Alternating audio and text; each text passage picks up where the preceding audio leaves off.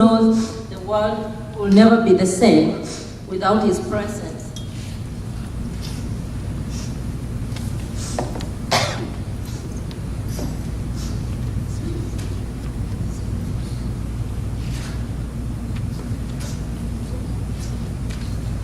Uncle Kamodo, as we called him, Peter Washosho, or Kamodo Kanini, brought so much joy in our lives and left us with a treasure of troubled memories.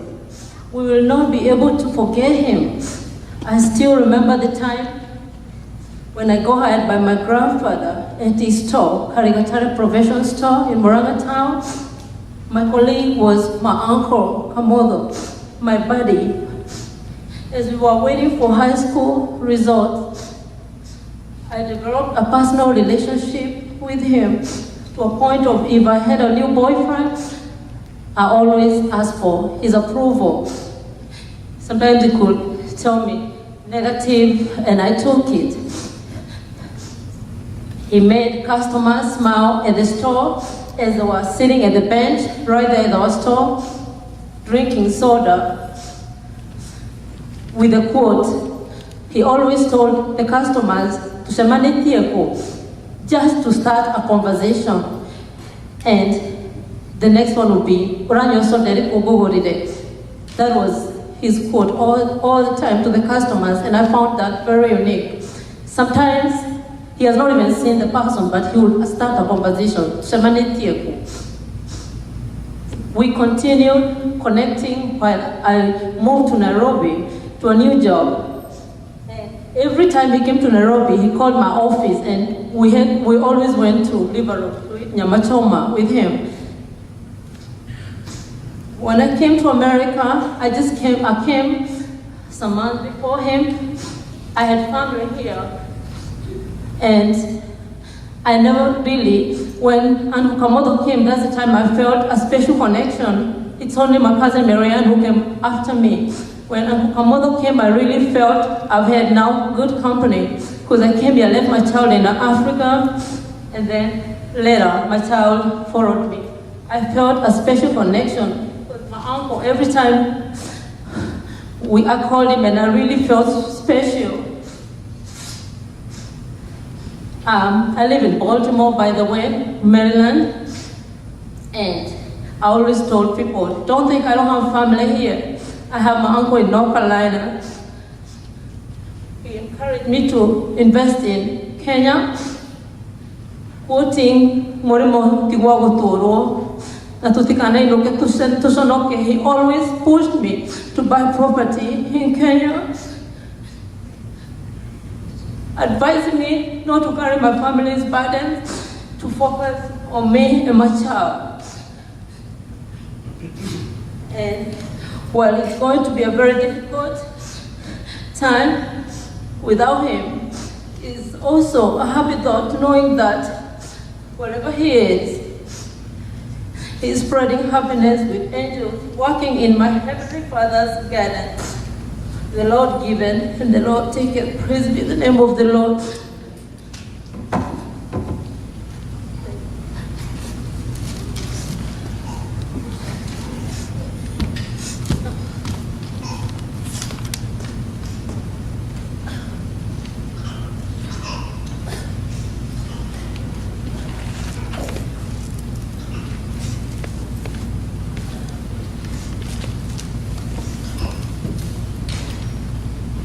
Praise the Lord. Amen. Praise the Lord. Amen. My name is Stephen Monga, or Stephen Mochono, and I'm here as a family. And I made a decision that after we heard the news and we realized what has happened, that it has come time to celebrate my cousin, Mr. Kamodo. It's been a very, very difficult time, but and I asked myself at some point why I would lose a man that was such a pillar in our community. But as my friends told me, that God also don't like the bad ones. So he took one of the best. The man that's laying in front of you is a man that has planted seeds. And in fact, I wrote down the speech that I would be reading today, but I realized that sometimes things that are not programs are better. I'm here to celebrate the life that this man has lived. This man that I have known, I was born in 1974, and he was born in 1967. And when I was going to school, which him and his father had a business within less than a mile from the school. And my first encounter with him was I had walked over from school to the shop to buy a sonda.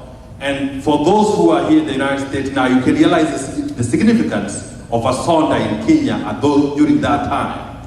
Soda was something major. And when I went to purchase the soda, he said, no, you are not going to pay. And I wasn't quite sure who he was at the time, because mind you, I was very young at the time. And he said, no, you're not going to pay. There was customers, so I did not insist. I took the soda and left. And then I asked my mother, the man that I tried to pay a soda, and he said, don't pay. And he said, that's what my mother told me, that's your cousin. And from that moment, I took advantage of it and kept going. My mother told me, now you need to cut it off.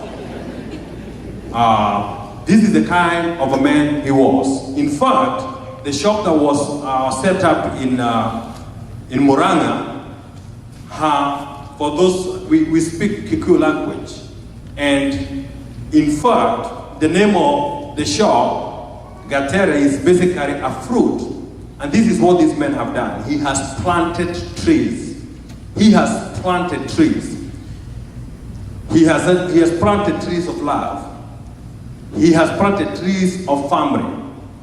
When we come here, when we leave our rural areas to come here to the United States, it takes a lot of discipline to keep in touch with the rest of the families and friends. This man has gone beyond that. He has challenged the old definition of family. Every time I would come to his house, he would tell me, this is family, this is my brother. Whether related my brother or not. So my responsibility from now is to ensure that we carry on what this man has done. He has planted the tree of neighborhood. People that are within his neighbor know who he is. My father, when I got in trouble, and trust me, I have my good share of this. This is the man that would call my father, and then I will call him. Mind you, I would call him before I talk to my dad, so he can soften the caution for me. And I would ask him, what does my father think about this? And he tells me everything is okay. This man means so much to us. And for our friends here in the United States, for our family members, and the church. I live in 20 miles off Charlotte, North Carolina. And when I came here, I was shocked. But then again, I remembered what he has done back home. What you're seeing here is exactly what he has done back home. His sons are disciplined. They are the kids that everybody would like to have. Mama Muchai, I'm within where I grew up in the rural area. I'm within a walking distance to Mama Muchai's house. And believe me, my mother and her mother, they are constantly together. We have society that is stick together. And the man has carried those traditions over here to the United States. And I feel like my responsibility and our responsibility here now is to carry on what our brother has done. We have cried enough. It is time to stand up and continue what this man has planted. We're gonna miss him, but we have a lot to celebrate. We have a lot to celebrate of what he has done. There is a lot of people, when we go back home, when the funeral is taking place back in Kenya, the amount of people that will be there will be shocking, because this man is well known. He has lived an example. It's a tall order for me to try to maintain what this man has done. So I would encourage all of us, whether you're black, whether you're white, whether you're tall, whether you're short, whether you are related by blood or just by friends. Remember, sometimes we had some plans. In fact, we were supposed to do some things together. And I had no clue what was transpiring. Sometimes we have our own plans, but God has better plans for us. When I literally fall on my knees. And then I remembered, we was talking about expanding business.